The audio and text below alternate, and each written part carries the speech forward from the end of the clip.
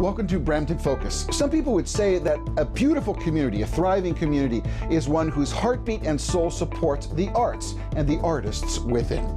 My name is Michael A. Charbon. Next on Brampton Focus, we meet Mr. Chuck Scott, who is all about bringing the arts back to Brampton. Next on Brampton Focus.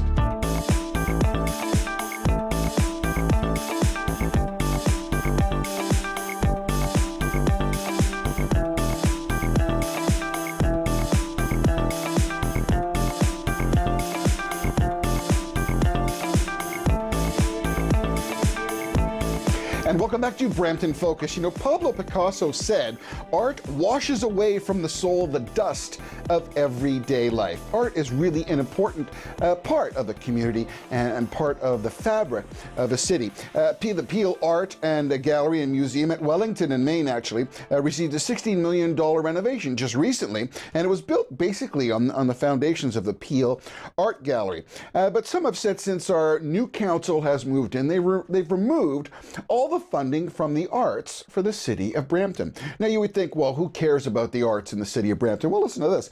Russell Peters, famous comedian, he's from Brampton. Scott Thompson from Kids in the Hall. Lee Aaron, fantastic rock musician, and many, many more people have come from Brampton and are part of the arts, and that's just a small sliver of the arts. When the new council came, again, they didn't take a position of funding the arts. And what we're going to talk about today in this program is reinstituting funding for the arts, appreciating it, and making sure that it stands the test of time as a part of our fabric of the city. Joining me is Mr. Chuck Scott, a gentleman who's been involved in the arts since the 70s and 80s as a film producer, science films, travel films, BBC, National Geographic. Goodness gracious, you've been involved in the arts, and you're here, Chuck, basically to tell us to recognize that we've got to stand up for the arts in Brampton. Well, yeah, I think that's true. We have to stand up. It's interesting. Brampton has just taken a bit of a bold move in that they're kind of correcting the mistake they may have made by closing down the Arts Council. Now, I think that the Arts Council had reached a point in its history where it needed a bit of rejuvenation, I should say. Yeah. But they may have taken the wrong route by closing it, like defunding it and having it closed down. So they have formed an arts and culture panel. They asked me to chair that panel, and so I am working with a group of 18 citizens from across the city, from all walks of life, all walks of art. You know, we have people on there that are dancers. We have people on there that are performing artists, musicians, sculptors, painters. You know, it's the whole range. But we've also got educators. We've got people that would represent the audience. But what happened? What was the disconnect? I believe in the Fennell regime before the current Jeffrey regime. Was that city council more amenable to funding the arts? And then, I mean, I have to admit, I mean, the people of Brampton had said that they wanted more stringent economic stranglehold, if you will. They wanted accountability. So maybe the arts was one of those things that this council felt legitimately was something that they didn't want to fund. What happened? Well, I think it's probably, you know, you'd have to look at the history of arts in Brampton. Brampton, if you compare it to the other municipalities, probably has not had the strongest mandate for the arts. It's been a very strong sports city.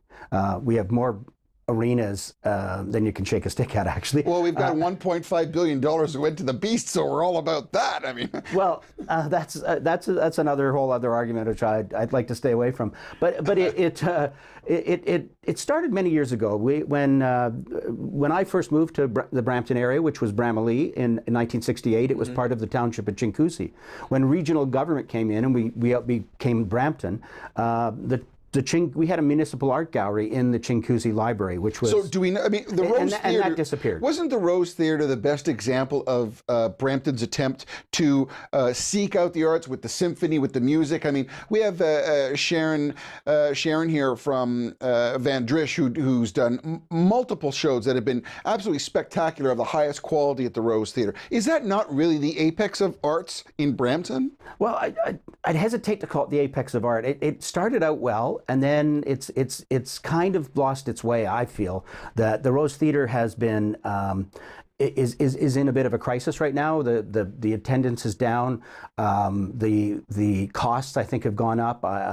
There was a report in 2013 that said that the Rose Theatre that year was costing almost $7 million, and by 2015 it was going to cost about $8 million a year to run out of taxpayers' funding. I don't know what it is today. I don't know that either. I can't comment on that either. But I think let's take the Rose Theatre out of the mix then. What other facilities in Brampton that you could identify would espouse the arts in Brampton? Do we have art galleries other than libraries per se? Well, the city does not have a municipal art gallery. We have a regional art gallery, PAMA, which I sit on the board of as well. Right.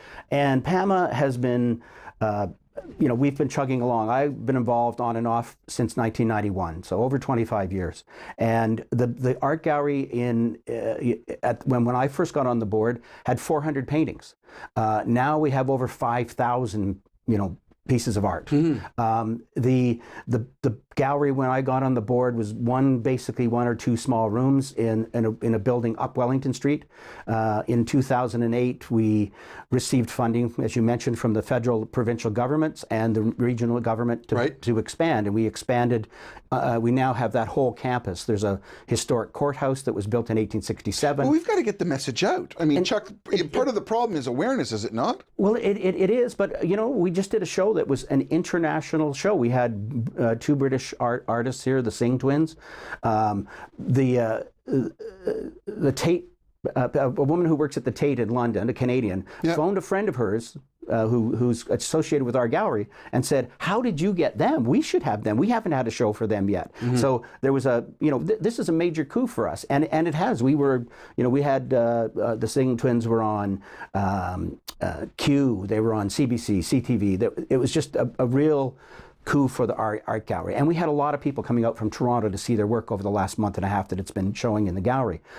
But it's a regional gallery. It's not a municipal gallery. So in the municipal context, the Arts Council used to be involved with over 40 groups. Almost all amateur groups. Their mandate was mostly amateurs, but they supported them. And I think that taking that away was the wrong thing to do. When we come back, Chuck, I want to talk a little bit about PAMA. I want to talk a little bit about the council that you have, because you're forming a council where you can be involved. You can also encourage your regional councillor or municipal city councillor to be aware of the fact that we need to be able to support the arts, and I think that's really important. That's why the folks here at Brampton Focus wanted to support that. So when we return, we'll talk a little bit more about the arts in Brampton. My name's Michael Charbon. You're watching Brampton Focus. Be back with more right after this.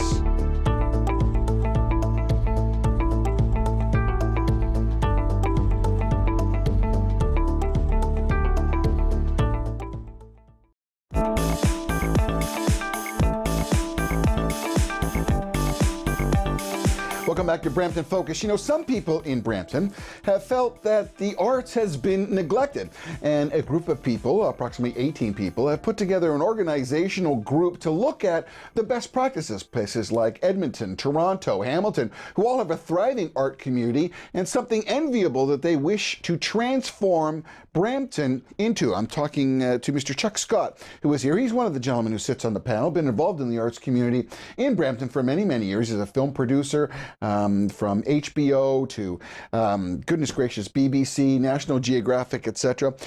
When we left our last segment, we were talking about the committee. Tell me a little bit about what PAMA stands for, some of the people who are on your community, and how now we have actually a public surge of concern to try and make a difference to bring back the arts to Brampton. Right. So basically what happened was in September of last year, the PAMA, the Peel Art Gallery Museum and Archive, we had depended a lot on the Arts Council for advertising and for community outreach. And when it was closed down, myself and as the chair of the Friends of PAMA and the manager went and we were talking to Martin Medeiros, one of our city councillors, and we were saying we need something to replace it, or it's because it was an important vehicle for us as an organization within the city, and I think that we needed to do something. You were fully funded at that time by the previous. Oh no, that's the Arts Council was fully funded. Oh right, yeah, okay. PAMA's a regional institution. Right. So then, as I was leaving that meeting, another councillor, Elaine Moore, buttonholed me and said that she felt we needed to do something to fix this sort of crisis that was sort of taking place in the arts. And so they appointed me to form a panel of citizens from across the city. And where do you sit right now? Not sit as far as where you're. So basically what happened over the last few months is that I interviewed every councillor. I wanted to make sure that when we got, and the mayor, right. And I wanted to make sure that when we got this up and running, that we would have the full support of the council. And I can say that, you know, right now we have full support of council, and I think it's really important that your viewers will know that. So we've got people on our panel. So, for example, Jade Jagger-Smith. You know, she's internationally known dancer. Alicia Carey. No.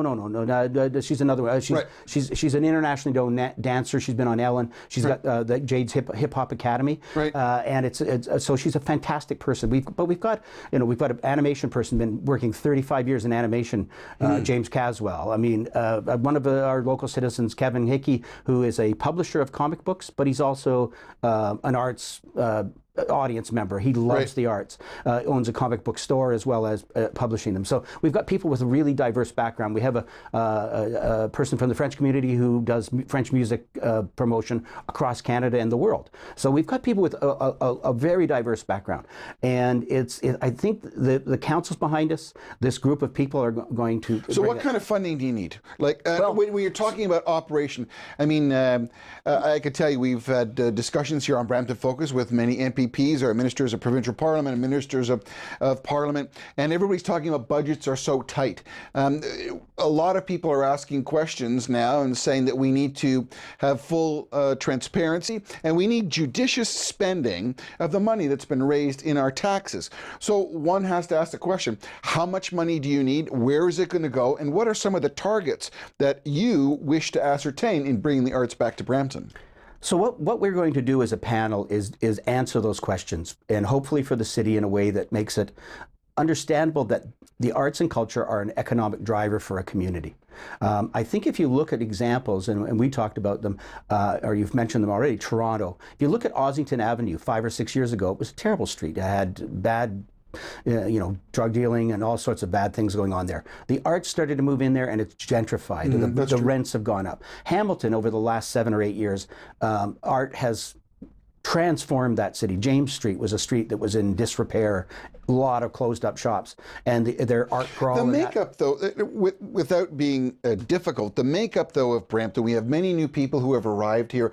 Arts is not really something in many of their cultures that was of prime concern, I should say. I think we need to bring them into the fold and be able to expose them so they can as well appreciate. And they, in turn, will bring many elements of their culture as part of their concept of what the arts are. But again, we need to have targets. I mean, I think that what the Rose Theatre did was set a target. We need to set targets because this is something that Brampton needs. So we need a new governance model. We need something that works. And this panel will look at all of the cities.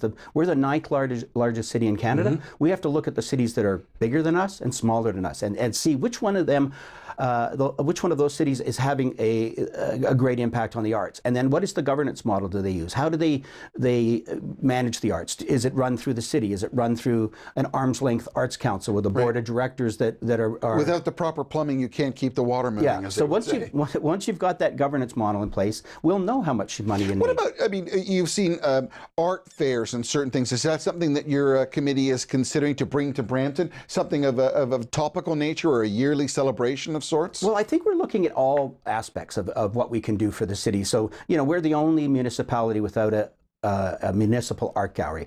We should probably have a municipal art gallery of some nature. Yeah. We have no national museums or art galleries here other than the Korean War Memorial. We need something maybe in that area. Is there a partnership that we can put together between corporations, the city, the province? So with a minute left in this segment, if you could, Bill Lawrence once said that if I gave you a magic wand and you wanted to wave, what kind of a facility would you love to see here? Well, I mean, there's two things that jump out. Under the Harper government, there was a national portrait gallery that was supposed to be built. And they then said, well, we're not going to, it was actually already built. It was sitting across the old American Embassy, had been converted to an art gallery and was going to be the National Portrait Gallery. So that all of those, I think there's over 4,000 or 5,000 paintings and photographs are just stuck in a vault somewhere right now. Wow. We could bring that here, or we could bring a national photography gallery. We have Canon moving to Let's do this. When we come back in our final segment, Chuck, let's talk a little bit about aspiration. You're watching Brampton Focus. We're talking about the arts, and I'm talking with Mr. Chuck Scott. Back right after this.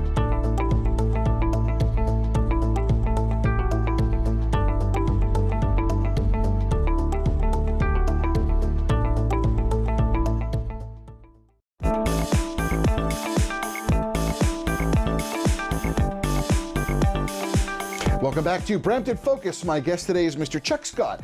He is here to speak to us about the arts in Brampton. So when was the last time that you had an art facility that you went to in Brampton? Glass blowing, pottery, sculpture, painting. When was the last time that you had an opportunity to attend an event that was special, that brought the arts to the community of Brampton? That's what our topic is here today. And I think, Chuck, during our brief intermission and our commercial break, we really don't have anything. There's no glass blowing, there's no pottery, there's no sculpting. So how, if you can't get the grassroots involved, how do you support that as a community as a whole? So I think there's a number of things that the city could do, and there's a number of buildings in the city that could be repurposed into live-work spaces for artists, for example, or we don't have that multidisciplinary building where, you know, they have one in Mississauga, there's several in Toronto, Burlington, Oakville. They all have them. We don't have it here. And that could provide all of those services, dancing, you know, music, rehearsal studios. These are some of the things that we have on the list of what we need to do in Brampton. The other thing I think we should be thinking about, and you mentioned it, is something that attracts people to Brampton, brings those people here that go to restaurants, stay in hotels. And so we need maybe a film festival was one of the things. But there could be all sorts of things. There could be a theater festival, a dance festival. You need something to stick your axe into the rock, let us say, to bring people every year at this particular month and this particular week. Yeah. You celebrate something that people from the arts will come, and people from all across Canada will come, because you can make a statement. We need to find out what that is, and that's what I think your, as one would call, it, blue ribbon panel is doing. So what's the time frame now? When can we hear about some results, and then hear hopefully some movement towards council to say that this is what the purpose is, this is what you want to attain, and what the hallmarks are that you want to hit to get this accomplished? So we started last Thursday night. We had our first session. Right. It was a great session. People came together. Well, I mean, most of us had not met everyone in the room. I'd met most of the people in the room, but there was a number I hadn't met. Right. So we kind of worked on some, not bonding exercises, but, you know, some blue skying, coming up with some of those ideas. Yeah. Do we need a poet laureate? Do we need a photo laureate? What is it that Brampton needs to move forward? So we've been working on that. Behind us you can see we had a young lady who's a visual recorder, she calls herself, and she recorded all of the things that we're talking about, and you can see some of the things there.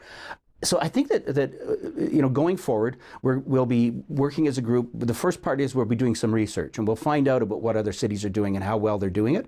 And then the next step will be to get feedback from the citizens of Brampton, and we'll be reaching out to all of the citizens across the city, and we'll be having an event where we'll be inviting you to a hall that'll hold as many people as we reply in one of the city buildings probably, and we'll be getting the input from the city. We want everyone in the city to give their input to what they think we need in Brampton. The people of Brampton are people who live with their soul, if you wish, and they're very active here at Brampton Focus. We've been very fortunate to gain a lot of insight in what they think and what they want. And I mean, there are many corporations out there that can get together and do a drive, and even if they contribute $5,000 over the course of several months towards the funding of one portion of that art studio or that art event, that corporation can become acknowledged, and that is how it starts. And it's so important because a city without art can't express itself, and you need to have that. I mean, it's absolutely. And I think one of the things that artists have to know is that the city or the provincial government or the federal government won't be the only source of funds, but the city can provide seed money to trigger that money that comes from other sources. And then I think we have to look to the audience. You know, we're in arts. Arts is a business the same way that other businesses. We have to create products that people want. And I think if we can do that in Brampton, and boy, we have the talent here. I mean, there's a shocking number of filmmakers and writers that live in Brampton, because Brampton's a relatively inexpensive place in the GTA to live. Some corporate people would say the arts community, it's all the artsy fartsies, it's like this and that. We have to be able to, first of all, engage the public. We have to be able to give them tangible examples of art that they can see and appreciate.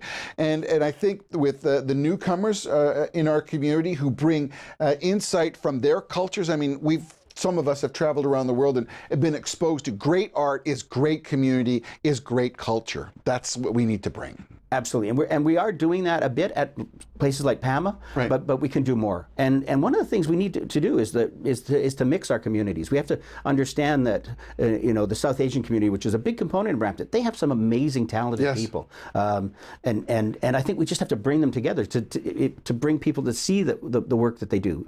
And again, I don't want to toot PAMA's horn too much, but we have been doing a lot of work there.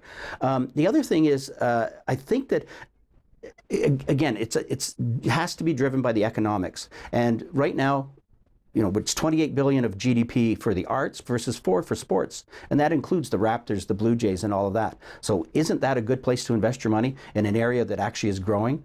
The man who's the acting director of arts and culture in Mississauga said for every dollar they invest, they get a $7 return on the investment in the arts. So with about 2 minutes left, if you were going to appeal to our viewers out there, and I mean, Brampton Focus is in the same objective as you. We want to inform people in the city of Brampton of issues both politically, culturally, and morally. We want to be able to propose that the arts is part of that. So we're on your side, we're on your team. But if you were going to speak directly to the folks out there, what are your objectives? What can they do, and how can they get in contact with you to start this ball rolling? So in the weeks ahead, we have a website that'll be going up, and I'm not sure what it's going to be called, the Arts and Culture Panel. I don't know what exactly it is yet. It hasn't been formed, but there will be a website. You'll be able to find out what we're doing. There'll be resources there for you to look at. The other thing that'll be happening in the near future is we'll be having a citywide meeting. And that meeting will be advertised in The Guardian and on the city's website, no doubt. So watch for that to come out. And then, you know, if you have some specific issues, send an email to your counselor, or send an email to the CAO's office, because both of those, you know, CAO's office is kind of chairing this initiative, and all of the counselors involved. So there's 5 counselors on our panel, and you could send it to them, and it'll get through to the panel. I think that's important. If you believe in it, and you believe that it is a fabric of the culture and of the people of Brampton, please contact your counselor, because I think that's important. And I mean, eventually we'll have to be able to put the community together and get some money together. So I think thank you, Chuck, so much for everything that you're doing and the many years of service that you've spent in promoting the arts. We wish you good luck. Coming to shoot a feature film this summer and potentially one in the fall. So you're a successful man in your way, and we appreciate you being here today, and thanks for everything that you do. Chuck Scott talking about the arts in Brampton. My name is Michael A. Charbon. You've been watching Brampton Focus. Thanks very much for watching. Look forward to seeing you again very soon.